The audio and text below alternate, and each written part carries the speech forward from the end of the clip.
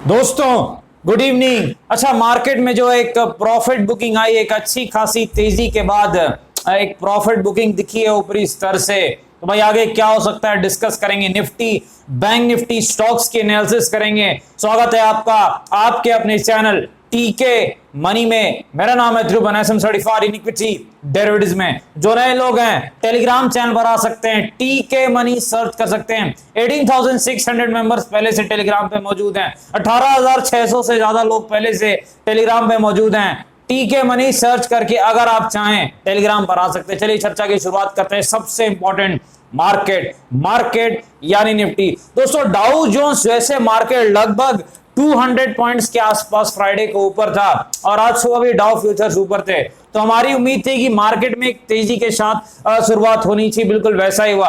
अच्छा, मेरी स्ट्रेटजी क्या थी फ्राइडे को कि अगर आपको मौका मिले तो 17,540 के ऊपर जब निफ्टी निकलता है आपको तेजी करनी है। 50 से 100 पॉइंट का टारगेट आपको मिल सकता है, क्योंकि जो नेक्स्ट रेजिस्टेंस था वो 17,650 के आसपास था और बड़ा रेजिस्टेंस तो ऊपर की तरफ था, वो 17,800 के आसपास।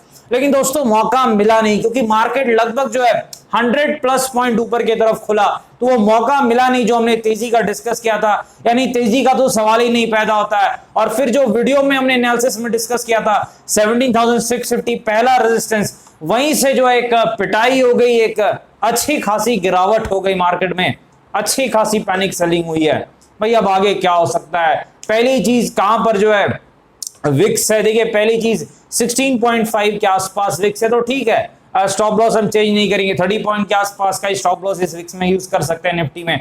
दूसरी चीज ऑप्शन चेन एनालिसिस डेटा। देखिए विक्स क्योंकि 16 के आसपास है तो हम इसका जरूर डिस्कस करेंगे ऑप्शन चेन का। लगभग जो है 17,000 का लेवल जो है वो वीकली सपोर्ट है, ये चीज आपको याद रखनी है। और जो वीकली रेजिस्टेंस है इस वक्त वो लगभग 17,600 के आसपास है। जहां से गिरावट हुई है वहीं आसपास ये वीकली रेजिस्टेंस है, ये चीज आपको याद रखनी है।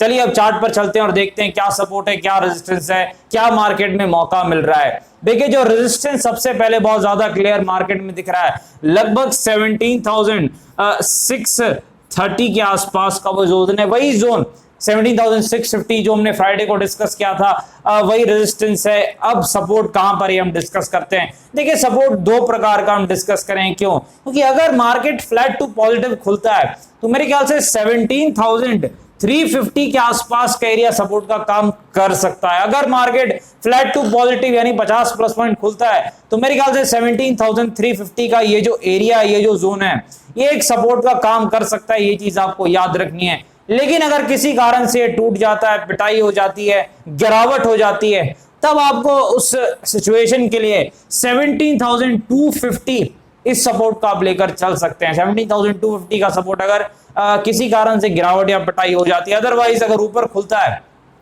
तो 17,350 के आसपास के लेवल जो है सपोर्ट का काम कर सकता है, क्योंकि एक डब्ल्यू टाइप का पैटर्न बना है, तो हो सकता है ऊपर की तरफ भी जाए। तो 17,350 एक सपोर्ट का काम उस सिनेरियो में कर सकता है। ये चीज आपको याद रखनी है। रेजिस्टेंस कहां है? 17,630 के आसपास। अब कौन सा एक जोन है जहां हमें तेजी का कुछ मौका मिल सकता है? देखिए एक लेवल जो है यहां पर दिख रहा है 17,425 के ऊपर, 17,425 के ऊपर, 17,425 के ऊपर मेरे ख्याल से एक जोन है। अगर ये निकलता है तो आप एक 30 पॉइंट का स्ट्रिक्ट स्टॉप लॉस ले सकते हैं। बहुत ज्यादा इंपॉर्टेंट है स्ट्रिक्ट स्टॉप लॉस, बहुत ज्यादा वोलेटाइल मार्केट है, इसलिए आपको याद रखनी है।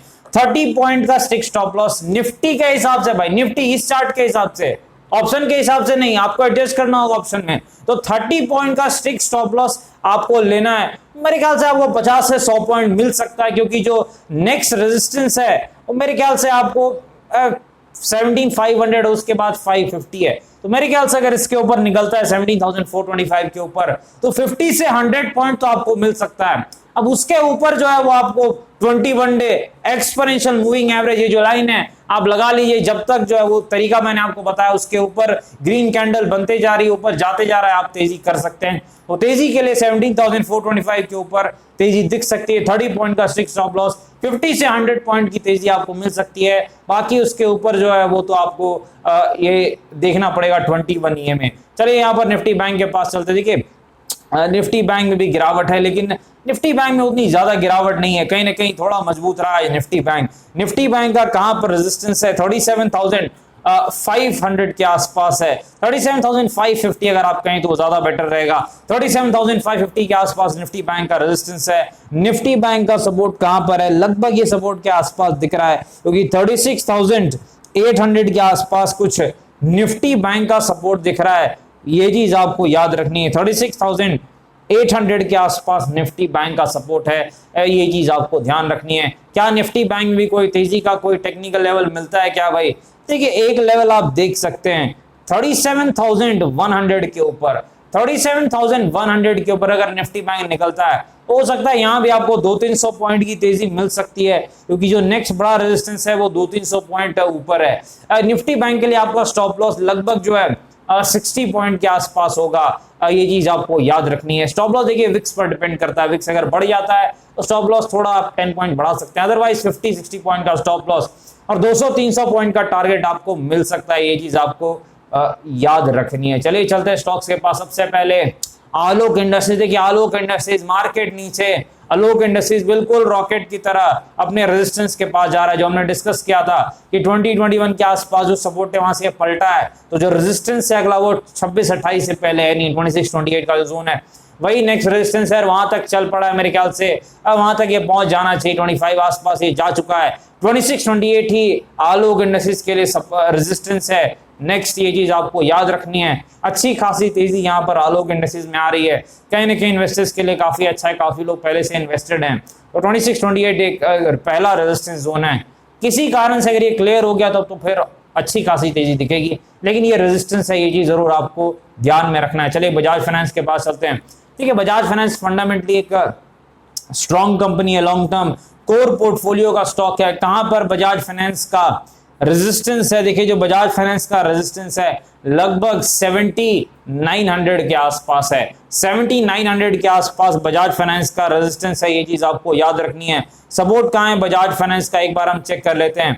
देखिए जो सपोर्ट है लगभग जो है 6500 के आसपास है, 6500 के आसपास बजाज फाइनेंस का सपोर्ट है, 7900 के आसपास रेजिस्टेंस है। फंडामेंटली तो स्ट्रॉन्ग स्टॉक है, अच्छी कंपनी है, लेकिन कहीं ना कहीं ट्रेडिंग के लिए आप टेक्निकल जो है उसका इस्तेमाल जरूर करें, ये चीज आपको जरूर ध्यान में रखनी है। चलिए आगे बढ़ते हैं वोडाफोन आइडिया के पास। देखिए वोडा आइडिया वन वे ऊपर की तरफ जा रहा था, अचानक से जो है एक प्रॉफिट बुकिंग हुई है, क्योंकि देखिए एक तरफा चाल तो स्टॉक में हो नहीं सकती, तो एक प्रॉफिट बुकिंग नेसेसरी थी, वो हुई है। कहां पर वोडा आइडिया का सपोर्ट है 12.5,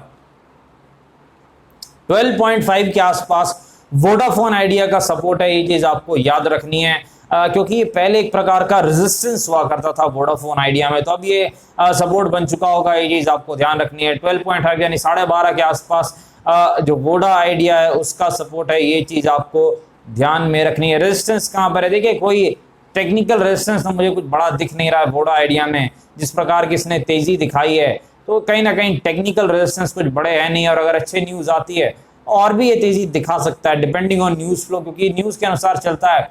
कहीं ना कहीं टेलीकॉम कंपनीज ने जो रेट भी इंक्रीज किया उससे कहीं ना कहीं इनकी प्रॉफिटेबिलिटी पे जो असर पड़ेगा पॉजिटिव, उस कारण से भी तेजी दिख रही है, और अगर हो सकता है फंड रेज करने का कुछ इन्हें प्लान अगर कुछ चल रहा हो तो मेरे ख्याल से उससे और भी तेजी या और भी अच्छा हो सकता है। तो नेक्स्ट रेजिस्टेंस टेक्निकली कुछ है नहीं दोस्तों, लेकिन 20 एक मानसिक लेवल है, तो उसे हम एक रेजिस्टेंस मान सकते हैं, क्योंकि ये वोलेटाइल स्टॉक है, तो इसके सपोर्ट और रेजिस्टेंस सब कुछ दूर दूर में रहते हैं, ये चीज आपको जरूर याद में रखनी है। चलिए आगे जी एंटरटेनमेंट के पास आ, देखिए जी एंटरटेनमेंट भी एक वोलेटाइल स्टॉक है, और ये भी न्यूज पर काफी ज्यादा डिपेंड करता है, न्यूज के अनुसार ये 20% प्लस माइनस मूव दिखा सकता है। कहां पर इसका रेजिस्टेंस है, देखिए लगभग 400 के आसपास जो एक मानसिक लेवल है, ये जी एंटरटेनमेंट का रेजिस्टेंस है, ये चीज आपको याद रखनी है, और लगभग 335 के आसपास जो है जी एंटरटेनमेंट का पहला सपोर्ट है, ये चीज आपको ध्यान में रखनी है। डिस्क्लेमर आपको पता है, वीडियो एजुकेशन इन्फॉर्मेशन पर्पस के लिए कृपया अपने फाइनेंशियल एडवाइजर से बातचीत करके फिर बाजार में वीडियो को मैं थोड़ा ध्यान से काम करें। धन्यवाद।